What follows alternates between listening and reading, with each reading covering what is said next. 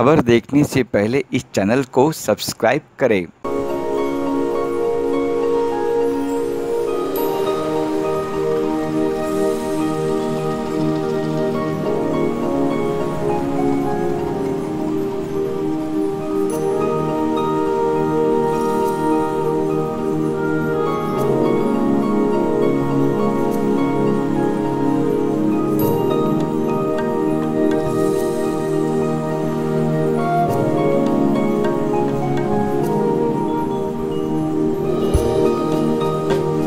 सबसे पहले आप सबको छठी मैया की पूजा के लिए बहुत बहुत ढेर सारी बधाइयाँ हों। जय माता दी, जय बाबा की।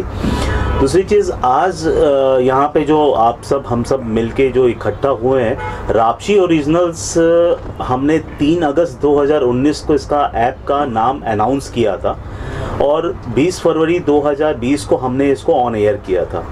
लेकिन दुर्भाग्यपूर्ण कोरोना की वजह से जिसकी मार पूरी दुनिया पे पड़ी, तो हम ऑन एयर नहीं जा पाए कुछ कारणों की वजह से। और 21 नवंबर 2020 मतलब आज से 3 दिन बाद हम ऑन एयर जा रहे हैं एंड हम चाहते हैं कि आप सब इस ऐप को डाउनलोड करें एंड उसको आप सब देखें। ये पूरा देसी, जिसको कहते हैं कि जैसे हमारे आदरणीय प्रधानमंत्री जी ने कहा कि देसी अपनाना है, तो ये प्योर देसी वर्जन है। इस ऐप की खासियत ये है कि इसमें आपका कोई भी डाटा हम आपसे नहीं ले रहे हैं, कोई लॉगिन नहीं है, सब्सक्रिप्शन फ्री है और आप अपने पूरे परिवार के साथ बैठ के इसको देख सकते हैं।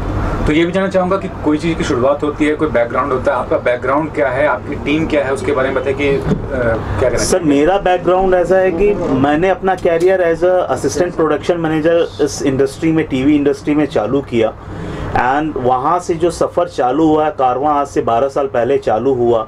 उसके बाद बिजनेस हेड तक मैं एक कंपनी में रहा जिसमें बहुत सारे शोज़ मैंने किए, फिक्शन नॉन फिक्शन शोज़ किए।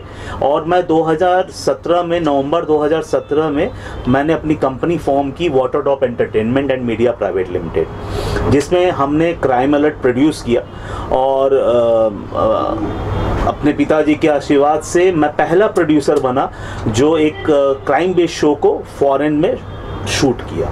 तो ये भी जानना चाहूँगा, आप थोड़ा डिफरेंट बता रहे हैं अपने कॉन्सेप्ट को, क्या डिफरेंट है, थोड़ा फोकस कीजिए उस चीज़ पे कि क्या अलग मिलेगा। जैसे सब्सक्रिप्शन फीस नहीं है, फिर अगर कोई अपना कंटेंट को प्रोवाइड करना चाहता है आपको, या आप किसी से कंटेंट ले रहे तो आपकी क्या शर्त है? देखिए, हमारे जितने भी अभी के जो प्रोड्यूसर्स हैं, हम 9 शोज़ के साथ आ रहे हैं। 9 शोज़ के साथ हम ऑन एयर जा रहे हैं, जिसमें से शोज़ के नाम है हमारे लिव टुगेदर, अराजक। लिव टुगेदर बेसिकली एक लिविंग के ऊपर हमारा एक कॉन्सेप्ट है, बहुत अच्छा प्यारा सा कॉन्सेप्ट है, जिसके ऊपर एक टीनेजर्स कैसे दूसरे शहर में जाके अपने आप को एडजस्ट करते हैं, लेकिन उनके दरमियान सेक्स नाम की चीज़ नहीं है। तो इस ऐप पे आपको कहीं पे भी सेक्स नहीं मिलेगा, जो आज के डेट में हर प्लेटफॉर्म पे आपको दिखने को मिल रहा है कि OTT मतलब लोग वेब का मतलब यार ये तो सेक्स होगा। तो हमारे ऐप पे सेक्स नहीं है, इसीलिए मैंने आपसे कहा कि ये परिवार, आप सारे अपने परिवारजनों के साथ बैठ के देख सकते हैं, इंजॉय कर सकते हैं। और दूसरा अराजक है, कैसे हम बाबाओं के चक्कर में हम पड़ जाते हैं, उसके ऊपर ये पूरा कॉन्सेप्ट है। शौक स्टूडियो एक हमारा कॉन्सेप्ट है, जिसके ऊपर हमने एक नए टैलेंट को, जैसे आप कह सकते हैं कि singing competition all over India से कैसे सिंगिंग जो नए प्रतिभाएं हैं उसको हमने लाने की कोशिश की है। स्टेटस है, विहान करके एक हमारा बहुत अच्छा शो है, जो 93 के ब्लास्ट के बाद कैसे ही एक कमरे में सारे रिलीजन के लोग आके इकट्ठा हो जाते हैं और कैसे उनके बीच में झड़प होती है, फिर प्यार होता है। इन्फेक्शन है, एम फॉर मम भी बहुत अच्छा सब्जेक्ट है। और हमारे जो अपकमिंग शोज़ हैं, जैसे कॉमेडी बेस पे बेचारे हैं, भाभी जी मैं आऊँ, ट्रिपल सी है, अगेन कॉमेडी, दिल्ली वाला दिल है, देसी क्राइम है, यमलोग है, वाबस्ता है, सोच है, द लास्ट कॉम्प्रोमाइज़ है। तो ये सब जो सारे जो शोज़ हैं एक अलग जोनर पे हैं।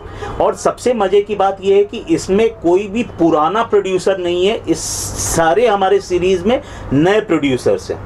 हमने नए लोगों के साथ काम करना, क्योंकि मैं जब प्रोड्यूसर बना तो मुझे वो तकलीफ़ हुई थी चैनल्स में जाने के लिए, तुमने क्या किया है। तो वो लॉबी मैंने देखी है कि कैसे आपको चांस नहीं मिलता अगर आपकी लॉबी नहीं हो तो।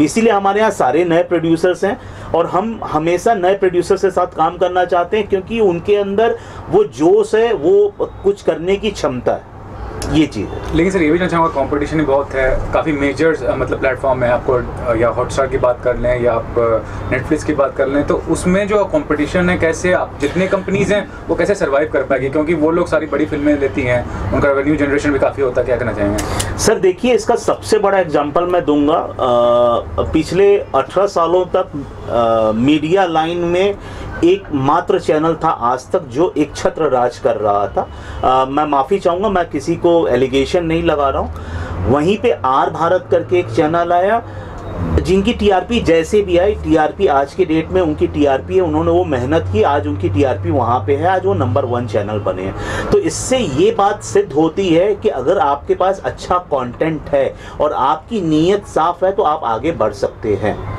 जैसे जब धीरू भाई अंबानी जी जिंदा थे तो वो आज जो इस एम्पायर के बारे में सोचे होंगे, अगर वो ये सोच रहे थे इस कंपटीशन में मैं कैसे उतरूंगा, तो आज ये रिलायंस एम्पायर नहीं होता था। वैसी ही हमारी सोच है।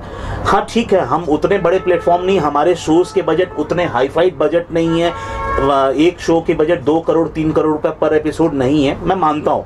हमारे यहाँ आपको चेहरे भी मिलेंगे, जैसे हमारे साथ किरण कुमार साहब ने काम किया है, रंजीत साहब ने काम किया है, रजा मुराद जी ने काम किया, अविनाश वाधन ने काम किया हुआ है, और भी जसलीन मथारू ने हमारे साथ काम किया, हमारे साथ भी एक्टर्स काम कर रहे हैं। लेकिन बहुत ब्रांडेड नाम नहीं है हमारे साथ, कोई बहुत बड़ी हस्तियां नहीं। हमने सिर्फ एक चीज़ पे ध्यान दिया, कंटेंट के ऊपर, क्योंकि मेरा मानना है कंटेंट इज द किंग।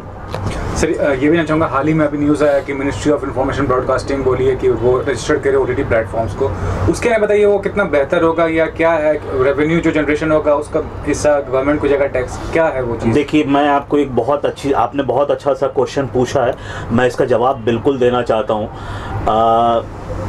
जब मैं रापची को लाया था, जब मैंने नाम अनाउंस किया था, आप में से कई सारे भाई उस समय वहाँ पे मौजूद थे जिन्होंने मेरी बाइट्स ली थी, तो उस समय भी ये क्वेश्चंस उठे थे कि सर ये बाकियों से अलग कैसे है।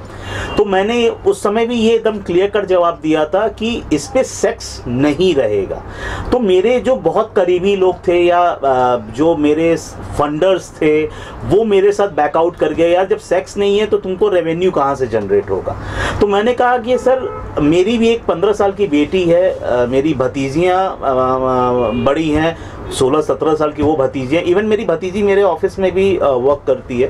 तो हम जिस एनवायरनमेंट में काम करते हैं, हम वहाँ पे उस चीज़ को, अगर मेरी बच्ची कल के डेट में अपने स्कूल या कॉलेज में बोले यार मेरे पापा का ऐप है, तो उसको शर्मिंदगी फील ना हो। अगर ये सोच हम सब इंसान के अंदर आ जाए ना, अब जैसे हम किसी बहू बेटी को देखते हैं, सर हमारी भी तो बहू बेटी को कोई देखेगा ना, तो ये ट्रीट फॉर टैट वाला है। तो इसलिए मैंने वो डिसाइड किया, ठीक है कमाई होगी नहीं होगी, हमारी नीयत साहब है, मेरे नसीब का पैसा मुझे माता देंगे, हमको अपनी मेहनत करनी है, हमको अपने मेहनत के अनुसार चलना है, और सेक्स नहीं दिखाना तो नहीं दिखाना है। अब जैसे अभी हम 4 और नए OTT प्लेटफॉर्म्स के साथ दिसंबर में आ जाएंगे ऑन एयर, जिसमें से एक लॉलीपॉप ओरिजिनल्स करके है जो टिपिकल भोजपुरी है। अगेन लॉलीपॉप नाम ऐसा, लेकिन उसमें सेक्स नहीं है। सेल्फी, उसमें बच्चों के भी कंटेंट हैं, उसमें हर कुछ है, वो एक अलग ही जोनर का वो चीज़ है। तो और रह गई बात गवर्नमेंट का, देखिए जब इसमें अगर सेंसरशिप आ जाती है इसमें, तो जितना आप कहते हैं ना कि सर ये जो गंदगी है वो गंदगी साफ हो जाएगी, फिर कंटेंट वाले ही सर्वाइव करेंगे। तो आपको अगर कुछ देखना है तो आप फ्रीली देख सकते हो, और सेंसरशिप तो सर आज नहीं बहुत पहले आनी चाहिए थी। लेकिन रिग्रेट करते हैं कि लॉकडाउन के टाइम पे आपका जो ऐप है वो मतलब ऑन एयर नहीं हो पाया, क्योंकि जिस तरह का रिस्पांस मिला था OTT प्लेटफॉर्म्स को ड्यूरिंग लॉकडाउन, तो उस चीज़ को लेकर रिग्रेट करते हैं? सर देखिए, वो दुर्भाग्यपूर्ण ऐसी चीज़ थी कि वो पूरे देश क्या पूरी दुनिया में वो कोरोना की महामारी छाई हुई थी, जिसमें हमारे भाई बहन मतलब हिंदुस्तानी भी हम सब बहुत सफ़र किए थे, एंड जिससे जितना बन सका उसने उतनी अपनी अपनी क्षमता के अनुसार हमने लोगों की हेल्प की। एंड क्या हुआ है सर कि ये कोरोना का ये जो काल था, रिग्रेट हुआ सर, नुकसान मेरे को काफ़ी हुआ। कई लोगों ने एलिगेशंस लगाए कि रापची अब नहीं खुलेगा, रापची बंद हो गया है। लेकिन सर मैं एक चीज़ फिर से बोलना चाहूँगा, बाबा के आशीर्वाद से आज हम ऑन एयर आ रहे हैं। और कहते हैं ना सर, जो चीज़ होती है बहुत अच्छे के लिए होती है। तो ये एक संकेत था ऊपर वाले का। कोरोना, मेरा मानना है कि हम ऊपर वाले के ऊपर से अपनी आस्था भूल गए थे, दुराचार बढ़ गया था, दुष्कर्म बढ़ गए थे। आज सर लोग अपने परिवार को भूल गए थे। लेकिन ये जो 4 महीना लोगों ने अपने परिवार के साथ रह के बिताया है, उनको वो 18 साल का प्यार समझ में आया कि वो 4 महीने में क्या हुआ है।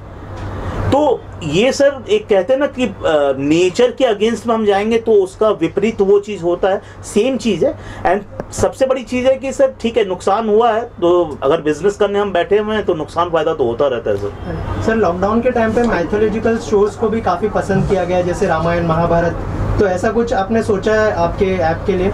सर देखिए, हमारा जो सेल्फी ओरिजिनल्स हमारा जो ऐप है उस पर सर हम पूरे इंडिया को कवर कर रहे हैं, जिसमें वर्ल्ड को भी कवर कर रहे हैं, जिसमें वो सारी चीज़ें, आज आप माइथो की बात करें तो कुछ ही ऐसे भगवान हैं जिनके बारे में हम जानते हैं।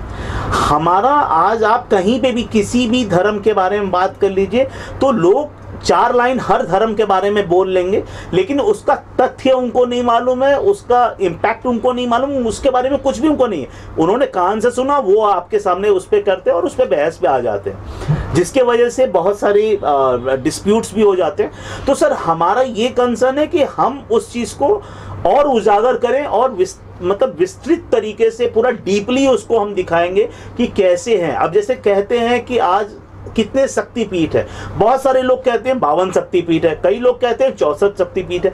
एक्चुअली है कितने, कहाँ हैं, कई लोगों को ये भी नहीं मालूम कि 3 पाकिस्तान में है, 2 बांग्लादेश में, 1 श्रीलंका में। तो मेरे कहने का मतलब है, अगर हम जिस रिलीजन से हैं उस रिलीजन के बारे में लोगों को जानने का हक है, वो जाने।